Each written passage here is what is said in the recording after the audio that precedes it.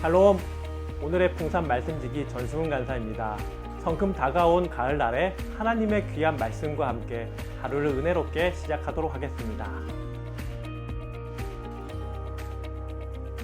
오늘 본문 18장에서는 모세의 장인 이드로가 등장합니다. 장인 이드로는 모세를 만나 하나님께서 이스라엘 백성들을 애굽으로 인도하신 일들을 듣고는 여호와 하나님을 찬양합니다.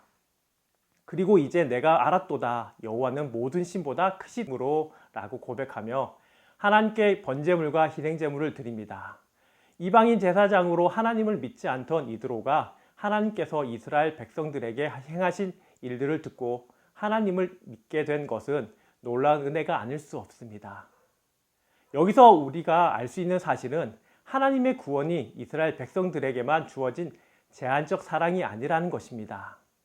하나님은 이스라엘 백성이 구원을 위해 행하신 놀라운 일들을 통해서 주변의 이방 백성들도 하나님을 믿고 하나님의 자녀로 삼고자 하셨습니다. 이튿날 장인 이드로는 이스라엘의 백성들의 삶을 좀 더 자세히 보게 됩니다. 모세는 백성들을 재판하느라고 앉아 있고 백성은 아침부터 저녁까지 모세 곁에 서 있습니다. 이 모습을 지켜보던 장인 이드로는 모세에게 내가 하는 일이 어찌미냐라고 묻습니다. 모세는 백성이 하나님께 물으려고 내게로 옵니다. 그리고 자신은 하나님의 율례와 법도를 백성들에게 가르치고 있다고 지금 대답하고 있습니다. 17장을 보면 이스라엘 백성들이 리비딤에서 마실 물이 없게 되자 여호와께서 우리 중에 계신가 안 계신가 라며 하나님과 모세를 원망하고 불신했습니다. 이때 하나님께서는 모세를 통해 반석을 치게 하셔서 마실 물이 나오게 하는 기적을 베푸십니다. 이처럼 연속되는 하나님의 기적을 경험하면서 하나님을 불신하고 시험하던 이스라엘 백성들이 조금씩 달라지고 있음을 볼 수 있습니다. 삶 속에서 옳고 그름을 분별하기 위해서 자신의 소견이 아닌 하나님의 뜻을 알고자 모세 앞에 나와 묻고 있기 때문입니다. 이처럼 온전하다고는 할 수 없을지라도 광야의 시간들을 통해 하나님께서는 이스라엘 백성들의 믿음을 성장시켜 가시며 가나안 땅으로 들어갈 준비를 하고 계십니다. 그런데 모세가 이스라엘 백성들에게 행하는 모습을 보고 있던 장인 이드로는 이를 옳지 않다고 생각합니다. 하나님의 율례와 법도를 가르치는 것은 너무 잘하는 일이나 모세 혼자서 백성들의 문제를 판결하는 것은 바람직하지 않다고 여겼습니다. 장인 이드로는 효율적인 시스템을 갖추고자 조언합니다. 하나님께서도 허락하신다면 1000부장, 100부장, 50부장, 10부장을 세워서 작은 일들은 그들이 스스로 재판하고 큰 일들만 모세가 처리하라고 제안한 것입니다.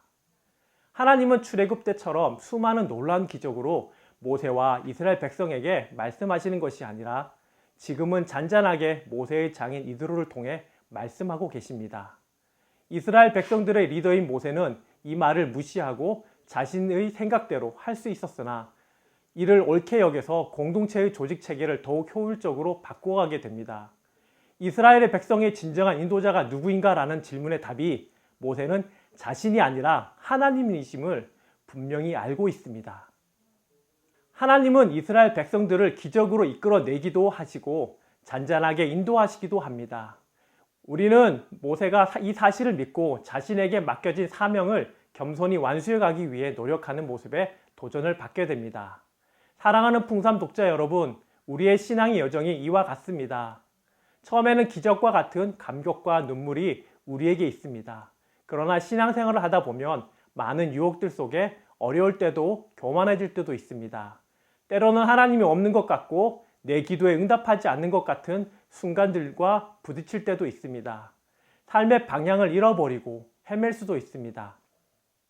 그러나 이러한 때에 우리는 모세가 더욱 자신에게 맡겨진 사명 완수를 위해 애썼던 것처럼 잠잠히 하나님의 인도하심과 가르침을 듣고 순종했던 것처럼 우리 삶의 인도자가 하나님이심을 믿고 신뢰함으로 주신 사명을 기억하면서 오늘 하루도 감사하게 살아가도록 기도합시다.